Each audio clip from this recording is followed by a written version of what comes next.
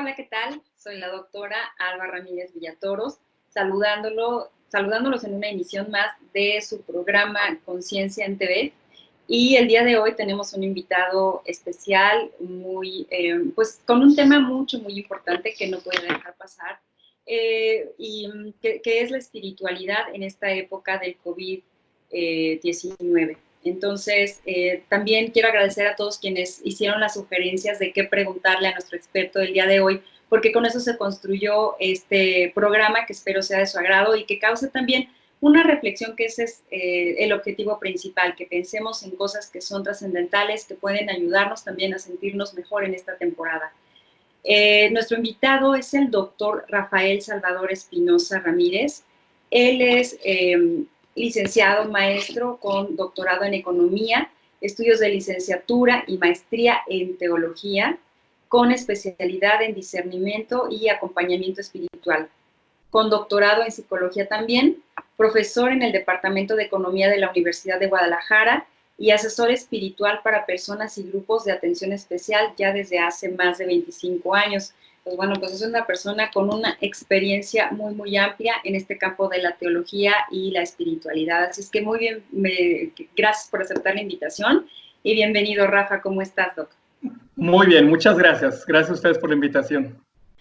Pues gracias a ti y bueno, pues ya comentamos fuera del aire todas estas preguntas que nos hacían vía redes sociales, a las que les vamos a ir dando una respuesta como en lo general y bueno, pues al ratito comentamos algunas cuestiones en particular, pero me gustaría empezar con una pregunta inicial.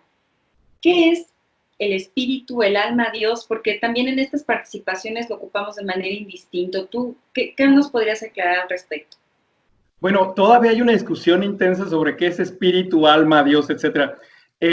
Bueno, el alma se supone que eres tú, soy yo, es decir, todos tenemos un alma que tiene incluso su propia psicología, una psicología que se puede ver afectada. Nuestra propia naturaleza que es muy mundana también y es muy divina, es decir, nuestra alma somos nosotros, nuestra integralidad, con nuestros pensamientos, sentimientos y anhelos. El espíritu es lo que Dios nos mandó para pegar esa alma al cuerpo, por así decirlo. Al final, nuestro espíritu es lo que nos envuelve, y cuando uno muere, el espíritu vuelve a Dios. Y el alma va a su lugar específico, pero el espíritu, que es el motor, digámoslo así, de nuestra propia naturaleza, ese vuelve a Dios. De cualquier manera, yo voy a usar el término alma y espíritu indistintamente para hablar de lo mismo, para no entrar en esa discusión. Aquí tal vez lo más complicado es Dios, ¿sí?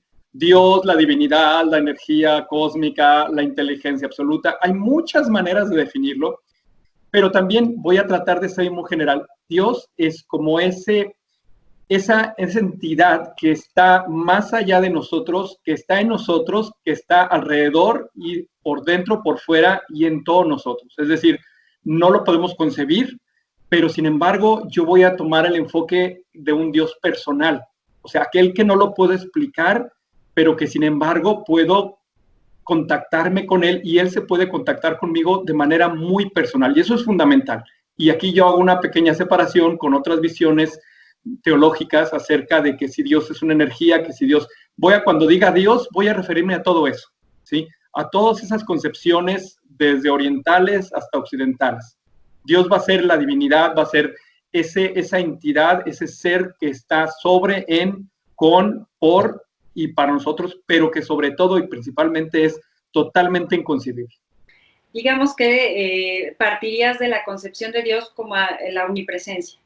Así es, totalmente. ¿Esto abarca cualquier tipo de religión? ¿Tú lo dices desde todas las posturas? ¿Eso lo incluye o desde dónde partes para esto?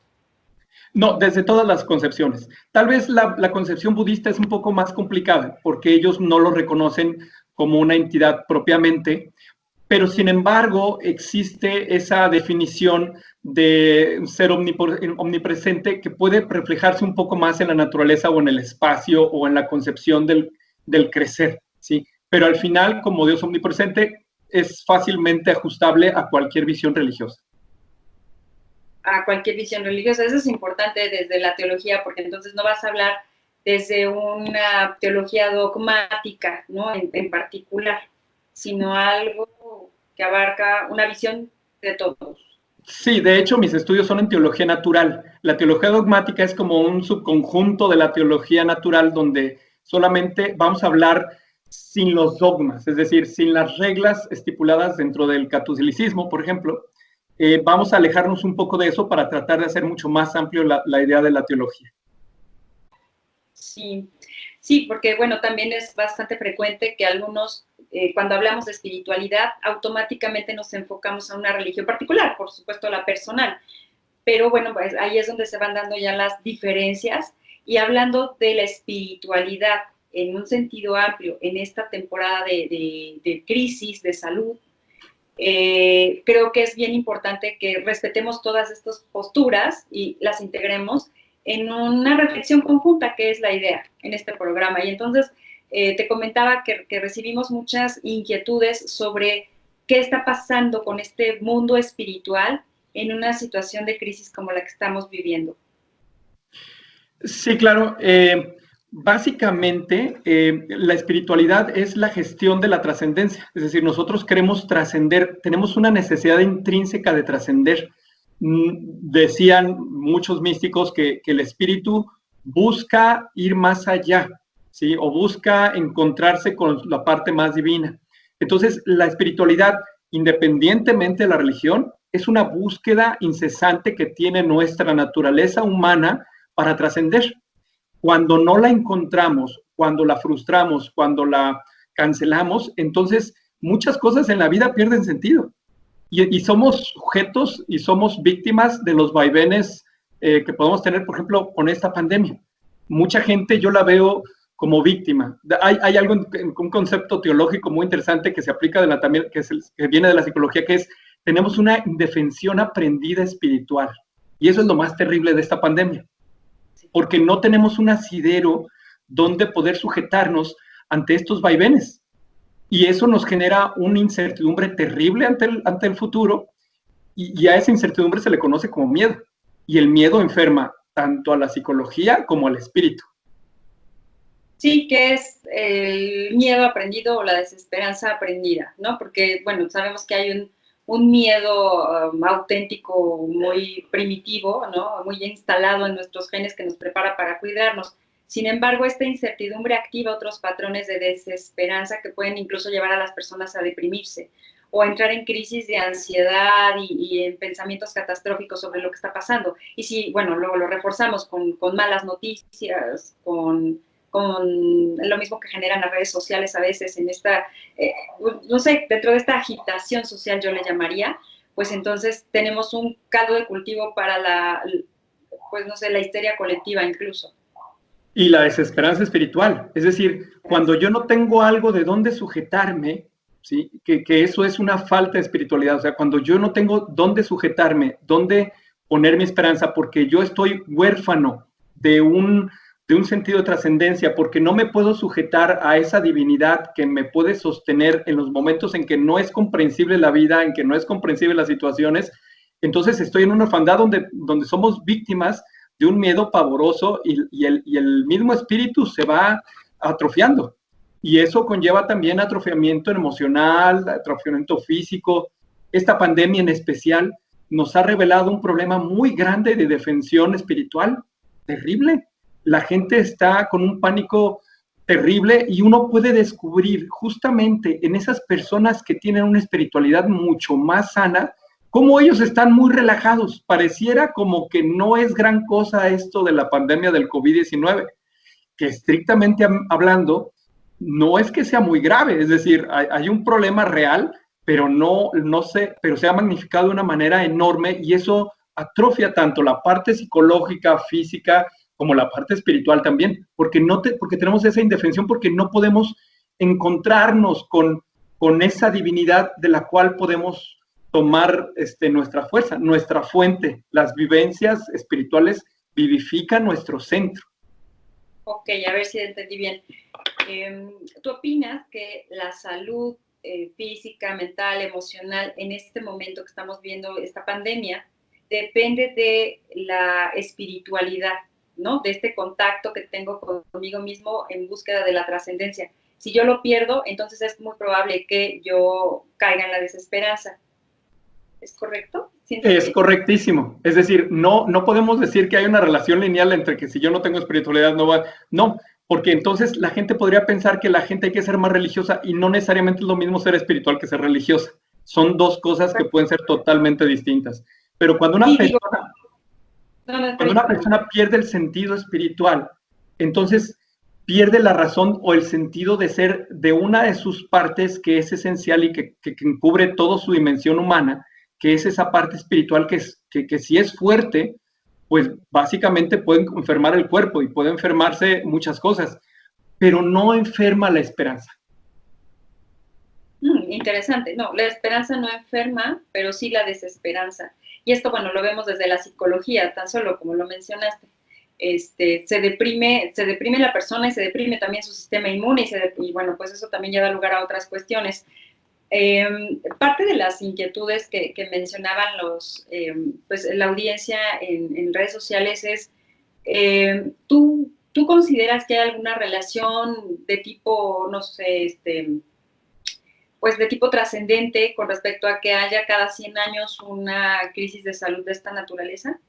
No. Definitivamente, tanto eso como los que piensan que es el apocalipsis, que es el Armagedón, que es el fin del mundo. A ver, vamos entendiendo algo importante.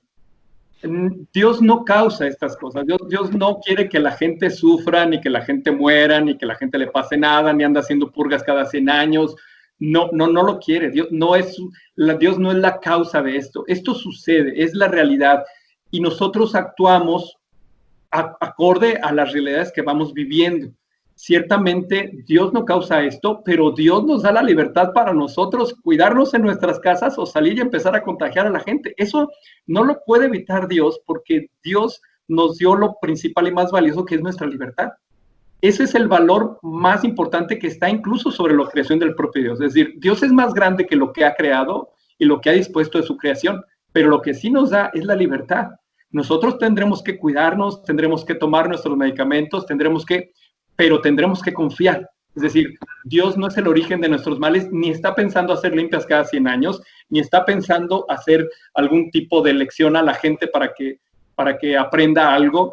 Estas situaciones son oportunidades, ciertamente, para poder reencontrarse con esas preguntas que todos tenemos al interior. Esta es una oportunidad buena, es decir, el encierro, si uno lo quiere ver desde el punto de vista simbólico, es decir, no es solamente un encierro para que convivas mejor con tu familia, eso es muy romántico. Es un encierro porque tal vez tú también te tienes que encerrar en ti mismo y en poder encontrar ese tesoro que puede haber detrás de ese encierro voluntario. Es decir, el silencio y esperado y las cosas que uno hace para encontrar su propio interior a partir de algo que te encierra y te agobia, eso es magnífico, es decir, pero Dios no lo causa. Ojo, eso es algo que hay que quitarse la cabeza. Dios, como cualquier padre que ama a sus hijos, y mucho más cualquier padre o madre que ama a sus hijos, no les pone prueba a los hijos. Así como tampoco Dios se ofende, ¿eh? Digo, la idea de que hemos ofendido tanto a Dios que nos mandó consigo, quítense eso de la cabeza. Dios es Dios, no hay nada que lo pueda ofender, no hay nada que lo pueda lastimar, no hay nada que lo pueda herir. Eso es una mentira brutal. Que sería como darle a Dios estas características humanas, ¿no? Que nosotros sí nos enojamos, sí nos ofendemos, etcétera.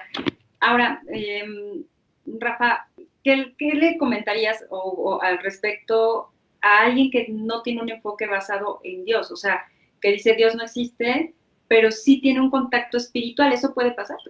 Claro, para eso está la ética. La ética es una práctica muy espiritual y una persona con una buena búsqueda ética en su vida termina encontrándose con la parte más divina de su vida y trasciende. Es decir, ha habido infinidad de ateos, relativamente hablando, que han sido personas muy espirituales porque han tenido su contacto con la divinidad a partir de su sentido ético de la vida, ¿sí? La ética nos lleva al espacio más espiritual, pero la religión tiene formas y maneras muy interesantes que nos ayudan a accesar a esa trascendencia. Los ritos, los sacramentales, las celebraciones, están llenas de una riqueza maravillosa y son formas o caminos que nos permiten accesar esa trascendencia, que son muy válidas. Y si alguien es religioso, que siga muy bien su religión, pero que no se vuelva un fanático. Es decir, al final, lo importante es que el sentido de trascendencia te va a llevar al espacio de la conciencia individual, y la conciencia individual te va a confrontar incluso con las reglas de tu propia creencia religiosa.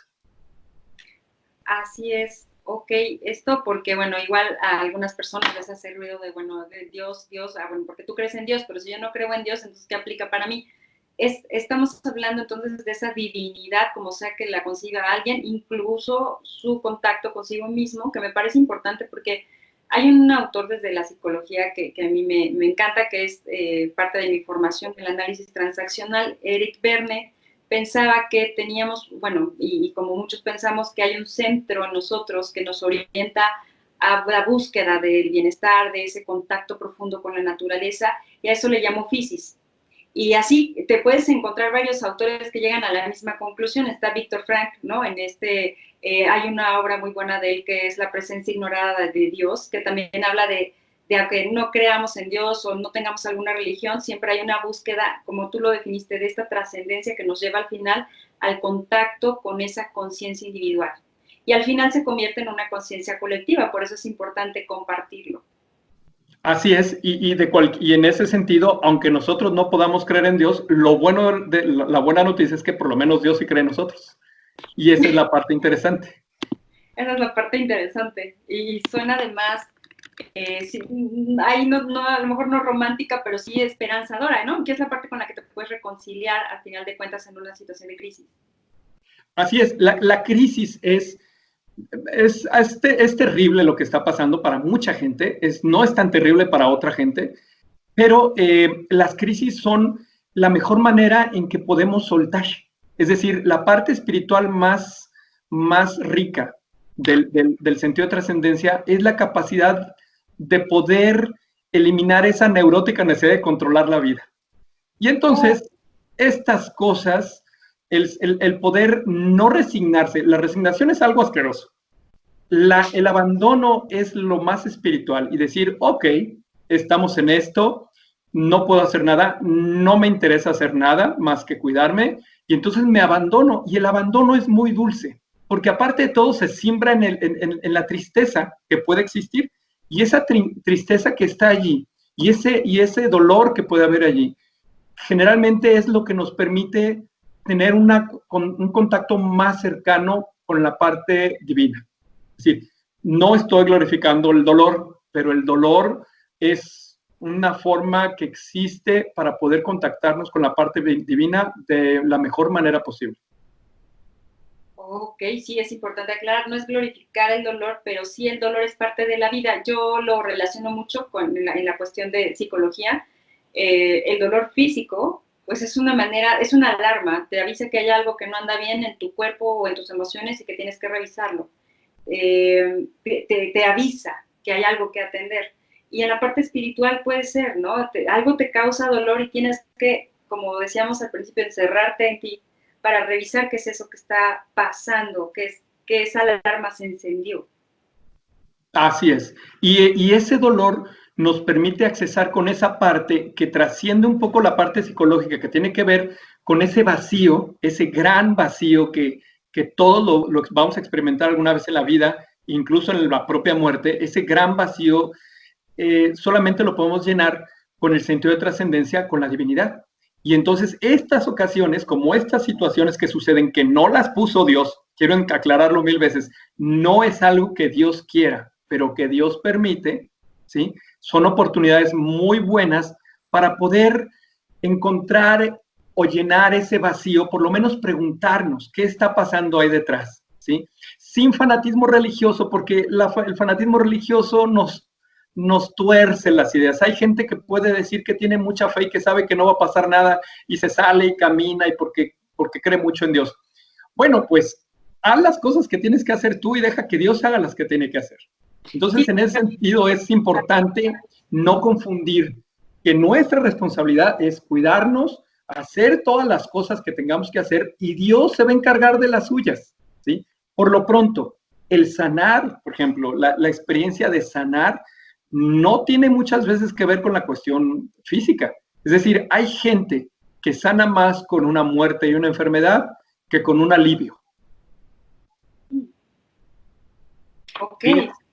Es un ejemplo, te da un ejemplo claro. Había una amiga que es una amiga cristiana y le rezó a Dios muchísimo porque su mamá tenía cáncer y entonces decía que como Dios decía que si lo pides con fe se iba a cumplir, bueno, pues entonces pedía con fe que su mamá no muriera, que se aliviara y ella estaba segura porque decía, es que mi Dios me dice que si yo tengo fe se va a curar. Bueno, la señora se murió. Y me comentó, ¿sabes qué? Es que yo no puedo creer en un Dios que no me respondió. Y le comenté yo, ¿y quién te dijo que no te respondió? Es decir, tú le pediste la salud para tu mamá. Dime cómo murió tu mamá en paz. ¿Y qué es lo que pasó durante todo el proceso en la familia con la enfermedad de tu mamá? Pues nos reconciliamos todos, que estábamos todos dispergados por todos lados. Ah, bueno, entonces Dios sí escuchó, sanó, ¿sí? Sanó a tu mamá, sanó a tu familia y te sanó a ti. Que hubo una pérdida, bueno, muy bien, tú le pides a Dios salud, Él te va a dar salud, pero no le pidas que haga lo que tú quieres que haga, de la manera en que tú quieres que haga, de la forma que tú quieres que haga.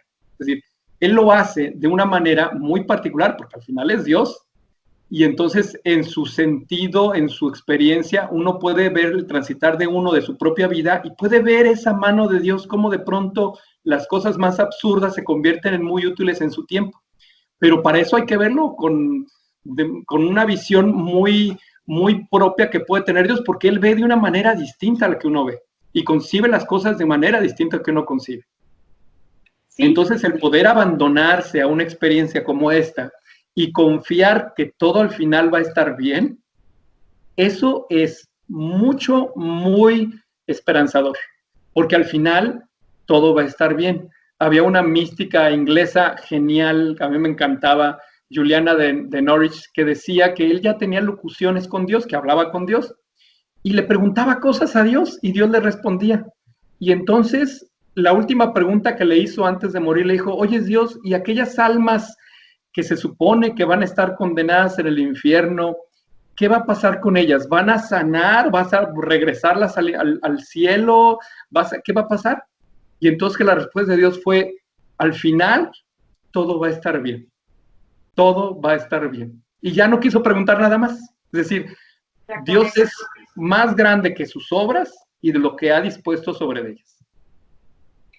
Ok, esto parte en la confianza, que es muy diferente al fanatismo que comentabas, ¿no? Así yo es. confío en que se va a resolver, aunque no sea como quiero yo, aunque no sea como digo yo, y que Dios tendría que hacerlo como yo pienso, ¿no?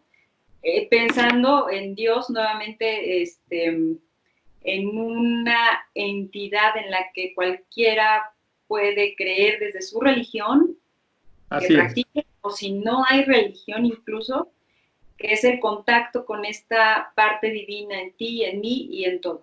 ¿Correcto? ¿Vamos? Así es correcto. Es muy correcto y aparte de todo, eso nos libera de la necesidad de andar haciendo dádivas a Dios, de andar haciéndole rezos a Dios para lograr un favor de Dios. No funciona así. Es decir, la fe no es un músculo. Ah, ok. La fe no es un músculo. No es un músculo que lo tengas que ejercitar. La fe es el paso que uno tiene que dar de confiar y de soltar. Y algunas veces es curioso, pero yo descubro cuando me toca visitar a algún enfermo a punto de morir, que su lapso de fe auténtico, su paso hacia lo absurdo, su paso definitivo, lo dan en fe porque simplemente sueltan, dicen, ya no puedo. Entonces la fe es algo que es cuando tú decides a soltar y decir, venga, vamos a descansar, vamos a bajar los hombros, vamos a relajarnos, vamos a dejar que sea, ¿sí? Confío, gestiono mi trascendencia en el silencio, en la práctica religiosa que yo quiera, práctica religiosa sana, y confío que todo va a estar bien. Y aunque uno siga encerrado en su casa durante varios días más, ya no es lo mismo, porque el principal criterio para saber que uno está en camino correcto de esa trascendencia, pues es la paz. Ok. No es la felicidad, ojo. es la paz. Es la paz. Bien, esto es un concepto diferente a veces al que manejamos. Creo que esto de la fe como una especie de músculo, muchos lo hemos escuchado en varios contextos y de repente también choca con, bueno, y si yo no creo en Dios, pero sí tengo fe, ¿cómo puedo tener fe en qué? Y es un relajo, ¿no? Pero creo que lo explicaste muy claro y creo que nos integra a todos, ¿no? Como en sí, como estos seres que somos capaces de trascender a nuestros propios actos, trascender a través de los demás y, bueno, pues puede ser para bien. Sin duda esta charla nos deja mucho más reflexiones y preguntas, bueno, por lo menos a mí y yo creo que a la audiencia también, y me gustaría continuarla, si me lo permites, doctor, haciendo como, vamos a hacer una segunda parte de esta entrevista. Y bueno, pues antes de irnos en esta ocasión, yo le agradezco sobremanera a quienes participaron en esta dinámica de qué le preguntarías a nuestro teólogo experto y que tuvieron tuve la fortuna de que me respondieran varios y especialmente, bueno, pues saludo y agradezco a Angie Arana, a la psicóloga Fátima, a Arlet Zúñiga, a Salvador, que siempre está en cada programa muy atento, a Alberto, que en esta ocasión se integró a la discusión, Fernando Pellón, Gabriel Sánchez, Gabriel Gaby, a quien le mando un gran abrazo, Aura, Cristian, Juan Alberto, Michelle Rosas, Ismene, Ana Sosa, Andrea Vela, muchas gracias maestra, Patti Martín del Campo, Kikuko, grandes amigas de colegio, Jaira, a la doctora Jaira, quien tenemos como amiga en común también,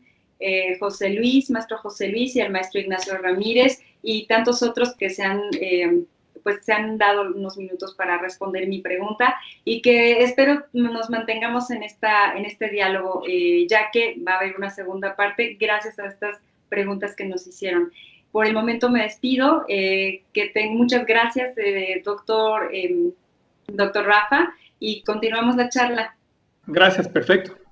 Nos vemos en otro episodio de Conciencia en TV con Alba Ramírez. Hasta la próxima.